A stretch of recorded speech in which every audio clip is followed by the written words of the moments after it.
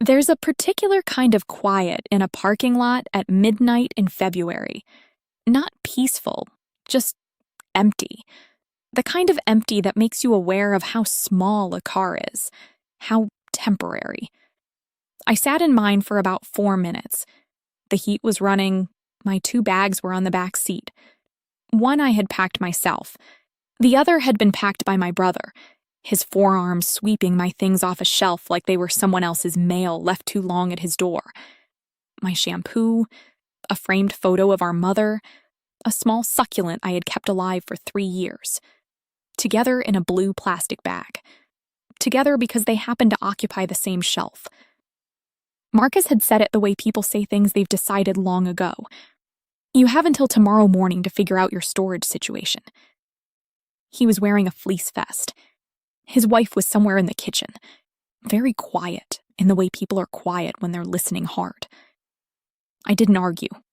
I had learned a long time ago that arguing with my brother was like trying to return something without a receipt. He would hear every word you said, and still send you away empty-handed. I had been living in the spare room of his Hondo for 14 months, paying what he called a contribution, $800 a month, and making myself available for groceries, school pickups, whatever else presented itself. His wife described the arrangement to her friends as having a live-in. She didn't mean it unkindly. That was somehow worse. I was a bookkeeper. I was 3 months away from saving enough for first and last on a 1-bedroom. Then, Marcus and his wife decided to convert the spare room into a home office. I was told about it after the decision had been made. So I sat in that parking lot and I thought about the one thing I owned that had 4 walls and a roof. My father's property, in a town 30 miles away. I had never once been there. I started the car. Our parents had died 14 months apart. My father first, a stroke, quick and without warning. My mother followed. I've never found the right word for what took her. She had outlived the person she had built her life around, and I think the weight of that simply became too much to carry. They left behind 2 things of significance. The first was a condo. My brother Marcus, as the eldest, moved into it 6 weeks after our mother's funeral. He had managed our parents' finances in their final years. He knew the accounts, the paperwork, the names of the attorneys. The second was a piece of commercial property, an industrial unit in a part of town that used to be manufacturing and was now mostly empty lots and a discount mattress warehouse. Marcus had explained the division to me with the patient tone of someone explaining a parking ticket. The condo was worth something. The property, he said, was a liability. Property taxes, maintenance, roof issues. He was doing me a favor, letting me take it off the estate's hands. I was 29. I worked as a bookkeeper for a small construction firm. I didn't have a lawyer, and I didn't think to get one. I trusted my brother the way you trust a staircase, automatically, without looking down. I had signed what I was told to sign. Now, at 12:30 in the morning, I pulled up to a side street off the main road, between a muffler shop and a vacant lot. The building was aluminum siding, a roll-up garage door, 2 regular doors. Everything the same flat gray, the way things get when no one is looking at them. There was a padlock on the side entrance. I had the key on my ring.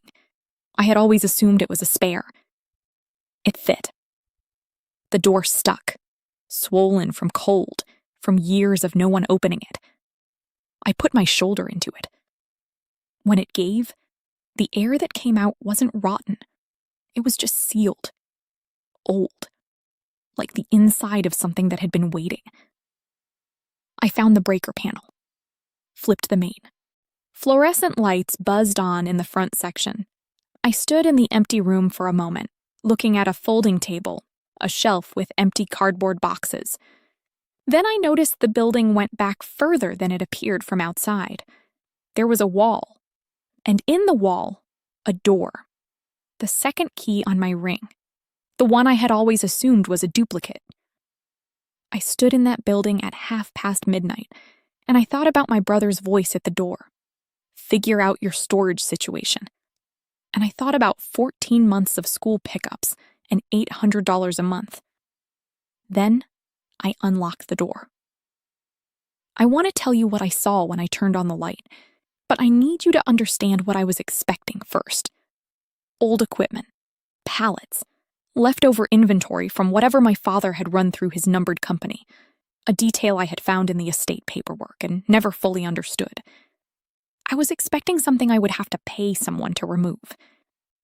What I found instead was cars. 7 of them, arranged in 2 rows, each one covered in a fitted cotton car cover, shaped to follow the lines of the vehicle underneath. Not tarps thrown over, not neglect. Someone had thought carefully about the long term. I lifted the corner of the nearest cover.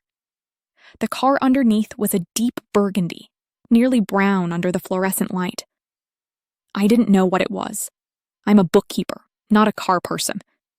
But I could see that it was old, and I could see from the shape of it that old in this case did not mean worthless. It had lines that nothing current has, a weight to it you feel before you even touch it.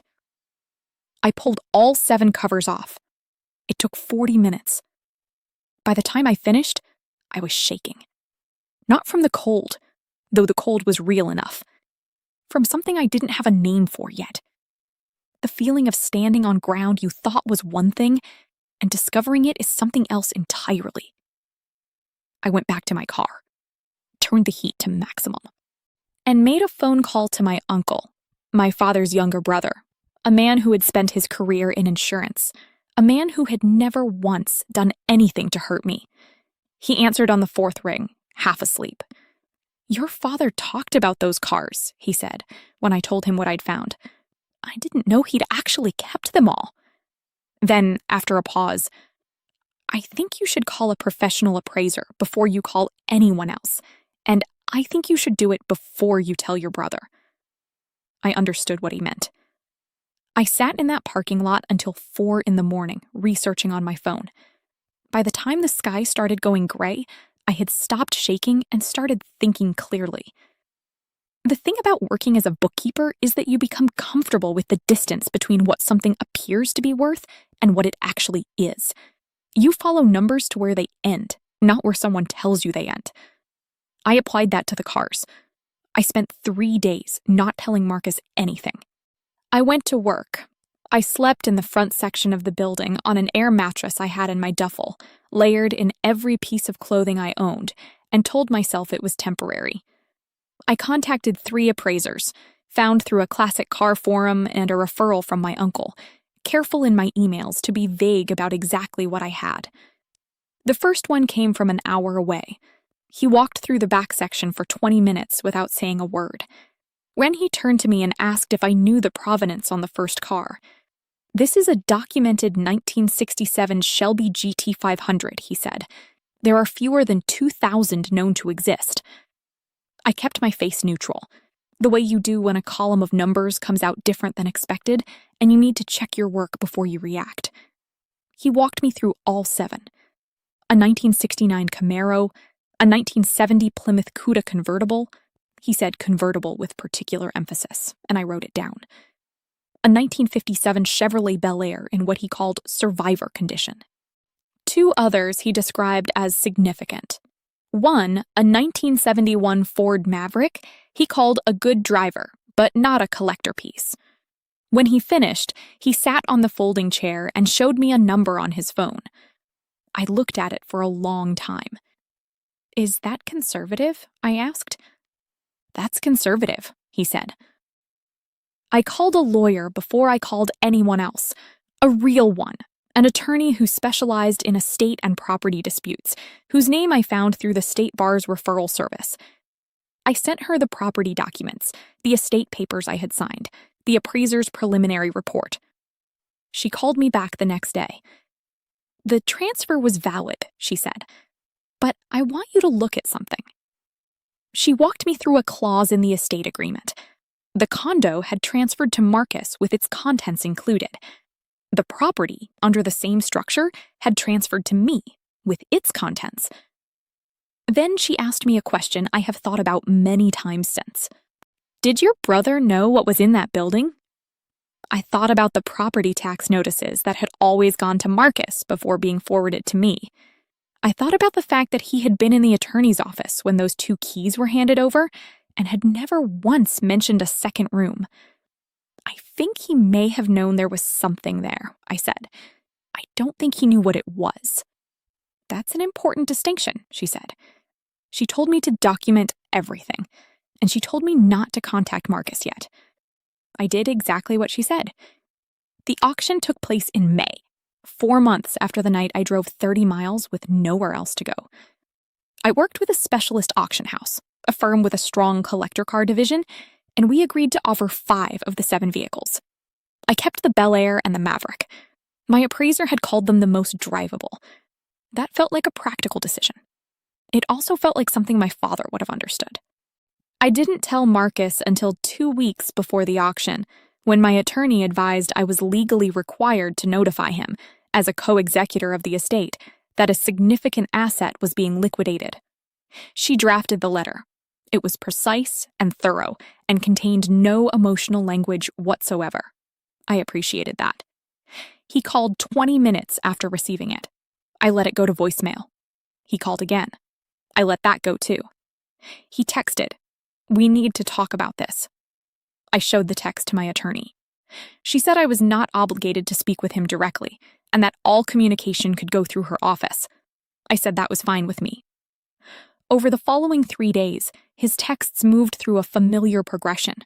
Demanding, then confused, then a version of conciliatory I recognized from childhood, the tone he used when he had run out of other options. He said there had been a misunderstanding. He said he hadn't realized the extent of what was in the building. He said the estate should be revisited. My attorney responded on my behalf. The property had transferred legally and completely. The contents were mine. The auction would proceed. The Shelby GT500 sold for $480,000. The Plymouth Cuda convertible, the one my appraiser had said the word convertible with such careful emphasis, sold for $310,000. The Camaro brought $190,000. The remaining 2 together, just under $300,000.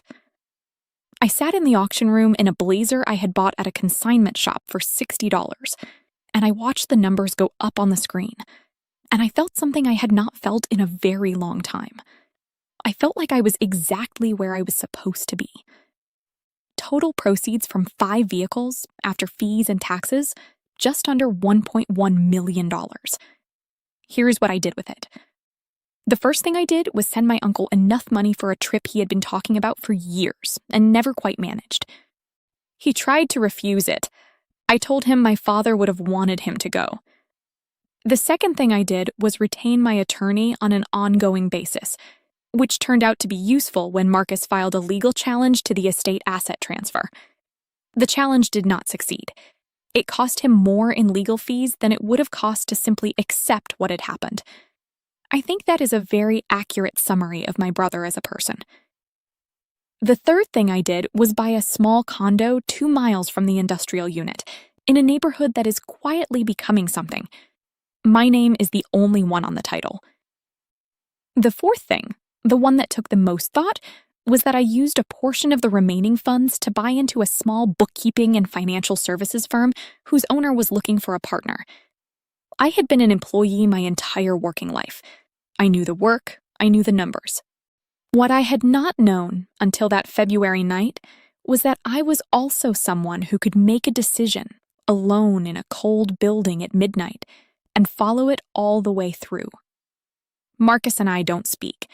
I used to think about whether that was sad. I've mostly stopped.